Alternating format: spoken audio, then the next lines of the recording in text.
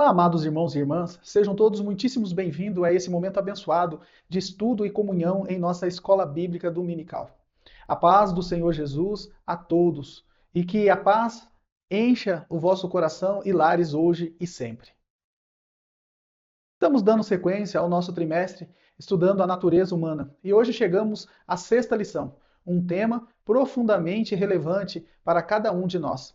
O tema é a consciência, o tribunal interior. Nos próximos 40 minutos, vamos nos debruçar sobre esse assunto que toca diretamente nossa vida diária com Deus.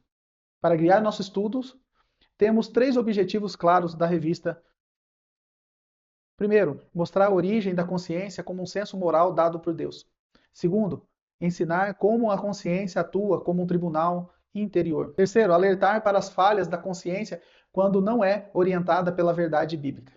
Antes, vamos ao nosso alicerce. Nosso texto áureo está em Atos dos Apóstolos, capítulo 24, versículo 16, onde o apóstolo Paulo declara: "E por isso procuro sempre ter uma consciência sem ofensas, tanto para com Deus como para com os homens, que esta seja o nosso desejo também." E a nossa verdade prática nos lembra, diante da crescente degradação do padrão moral do mundo, o cristão deve apegar-se cada vez mais à sã doutrina para ter sempre uma boa consciência. Irmãos, em um mundo onde os valores são relativizados, onde o certo e o errado são constantemente questionados, entender e manter uma consciência pura é mais crucial do que nunca. Hoje, vamos começar. A primeira parte vai falar sobre a origem da consciência, um senso moral dado por Deus. Nosso primeiro objetivo é entender de onde vem a nossa consciência. Irmãos, a consciência não é um acidente da natureza, não é um produto da cultura ou da educação humana. Ela é uma dádiva divina, implantada por Deus no ser humano no ato da criação. A palavra grega usada no Novo Testamento para consciência é suneidesis. Essa palavra é uma composta por duas partes, sun junto e eideise conhecimento, ou seja, é um conhecimento junto consigo mesmo, um autoconhecimento moral. É aquela voz interior que todos nós temos que nos diz isso é certo ou isso é errado. Desde o princípio, voltamos no livro do Gênesis, antes mesmo da queda, em Gênesis capítulo 2, do versículo 16 e 17, Deus estabeleceu o primeiro parâmetro moral para o homem e ordenou o Senhor Deus o homem, dizendo que toda árvore do jardim comerás livremente, mas da árvore da consciência do bem e do mal dela não comerá, porque no dia que dela comeres certamente morrerás. Percebam, amados, Deus não criou robôs. Ele criou seres morais, com o livre-arbítrio e com a capacidade de discernir. Ao dar esse mandamento, Deus estava implantando no homem a semente da consciência. Adão e Eva sabiam interiormente que desobedecer era errado. Após a queda, o que aconteceu quando pecaram? Imediatamente a consciência entrou em ação. Em Gênesis capítulo 3, do versículo 7 ao 10, lemos que seus olhos se abriram, conheceram que estavam nus e se esconderam. Quando Deus os procura e pergunta onde está, Adão responde: "Ouvi tua voz soar no jardim e temi, porque estava nu e escondi-me." E Deus pergunta: "Quem te mostrou que estava nu?" Irmãos, essa pergunta é fundamental. Quem mostrou? Foi a sua própria consciência. A consciência que antes o orientava para o bem, agora o acusa do mal. Ela se tornou um tribunal interior que o julgou culpado. A consciência nos gentios. O apóstolo Paulo desenvolve brilhantemente esse conceito em Romanos 2, capítulo 14, versículo 15. Ele argumenta que mesmo os gentios que não tinham a lei de Moisés, por natureza praticavam coisas da lei. Como? Porque a obra da lei está escrita em seus corações. A consciência dele testemunha, acusando-o ou defendendo-o. Isso mostra, queridos irmãos, que a consciência moral é universal. Todo ser humano, em qualquer cultura ou época, possui esse senso inato do certo e do errado. É a assinatura de Deus na alma humana, um reflexo da sua imagem em nós. Como aplicação prática, o que isso significa para os dias de hoje? Significa que nós podemos culpar a sociedade, a criação ou a circunstância por nossos pecados.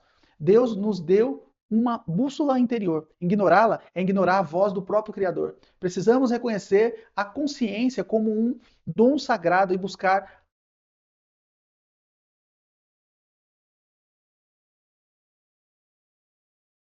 aplicação prática. O que isso significa para nós hoje? Significa que não podemos culpar a sociedade, a criação ou a circunstância pelos nossos pecados. Deus nos deu uma bússola interior. Ignorá-la é ignorar a voz do próprio Criador. Precisamos reconhecer a consciência como um dom sagrado e buscar alinhá-las sempre com a vontade de Deus.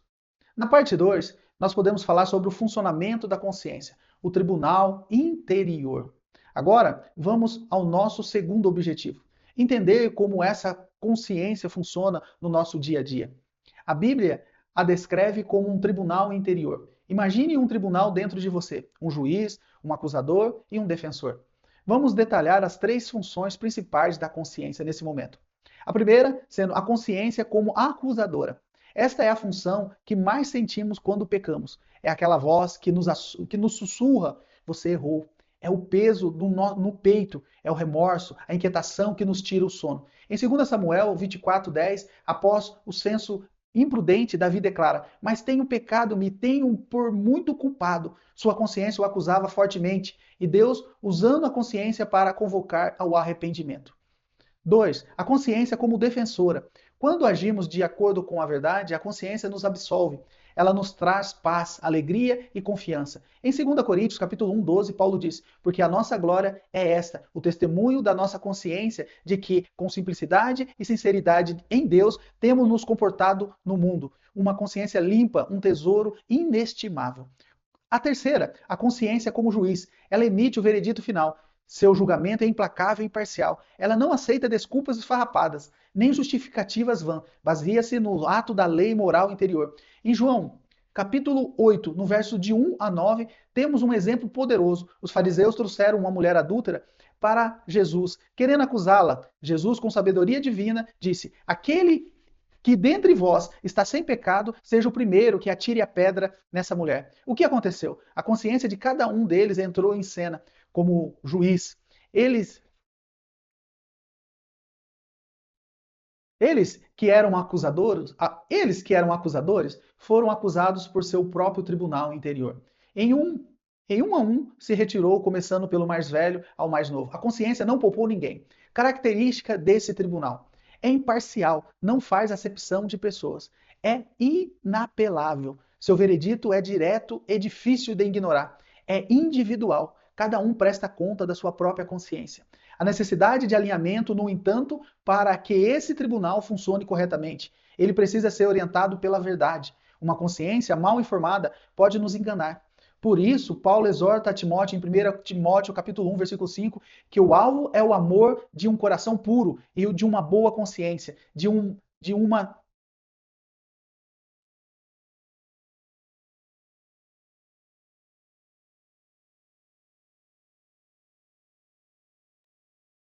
uma fé não fingida. A consciência precisa estar em sintonia com o Espírito Santo e a palavra de Deus para ser um guia confiável.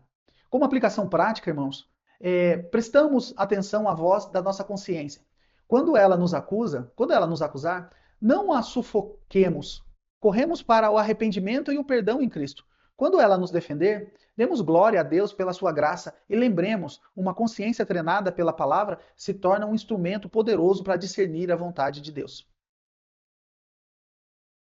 Na parte 3, vamos falar sobre o alerta às falhas da consciência. Chegamos à nossa terceira e urgente objetivo. O alerta, irmãos: a consciência é um dom precioso, mas ela não é perfeita ou infalível. Por causa do pecado que habita em nós, a consciência pode ser corrompida, deformada e até silenciada. Precisamos entender isso para não cairmos em armadilhas perigosas. Vamos falar um pouco sobre a consciência cauterizada. Esse é o estado mais grave. A palavra cauterizada vem de um processo médico antigo: queimar uma ferida para estancar o sangramento, o que destruía os nervos e a sensibilidade. Uma consciência cauterizada é aquela que foi queimada pelo pecado repetido e perdeu a capacidade de sentir dor, a dor moral. Não sente mais remorso, não ouve mais a voz de Deus. A Bíblia nos adverte sobre isso em 1 Timóteo 4:2, falando de aqueles que se desviaram da fé e têm a sua própria consciência cauterizada com ferro quente. E em Efésios capítulo 4, 18 e 19, Paulo descreve o incrédulo como entenebrecidos no entendimento, separados da vida de Deus pela ignorância que há neles, pela natureza do seu coração, os quais, havendo perdido todo o sentimento, se entregaram à dissolução, para com avidez cometerem toda impureza. Como isso acontece? É um processo. Primeiro passo, o pecado, a consciência grita. Você sente aquela pontada, aquele desconforto. Segundo passo, a negligência. Você ignora a justificativa, o pecado e comete novamente. Terceiro passo, a repetição. Com o tempo, a voz fica mais fraca, o frio na barriga diminui. Passo final, a cauterização. A consciência se cala, a pessoa peca sem qualquer peso ou constrangimento. É como uma mão no fogo. A primeira vez queima muito. Se você insistir, a pele fica calosa e perde a sensibilidade. Espiritualmente, é assim que alguém pode chegar a cometer atrocidades sem piscar. Outro defeito da consciência, consciência fraca. Descrita em 1 Coríntios 8, 7 a 12. É uma consciência supersensível que vê o pecado onde não há, ou que é facilmente ferida por ações que são lícitas para outras pessoas. Precisa de edificação na fé. Consciência contaminada também é um problema. Em Tito 1,15, Paulo fala que para os puros todas as coisas são puras, mas para os contaminados e infiéis nada é puro. Antes, o seu entendimento e consciências estão contaminados. São crenças e valores mudados, mundanos, que poluem o tribunal interior. Qual a solução? Deus, o supremo juiz. Mesmo com uma consciência que parece limpa, devemos nos lembrar que o juiz final é Deus. Em 1 Samuel 16, 7, Deus diz: o homem vê o exterior, porém o Senhor olha para o coração. Em Salmo 139, 23 e 24, Davi ora: sonda-me, ó Deus, e conhece o meu coração, prova-me, e conhece os meus pensamentos, e vê se há em mim algum caminho mau. Precisamos nos submeter ao escrutínio divino. Como manter uma boa consciência? Apegar-se à sã doutrina. A palavra de Deus é o antídoto contra as cauterizações. Em Hebreus 4,12 diz que a palavra é viva e eficaz e discerne os pensamentos e intentos do coração. Então, um conselho é: estude a Bíblia diariamente. Viver em comunhão com o Espírito Santo. Ele é quem convence do pecado, da justiça e do juízo. Em João 16:8, ore sem cessar, buscando a sensibilidade à sua voz. Prática o autoexame constantemente, como exortado em 1 Coríntios 11:28 e Coríntios.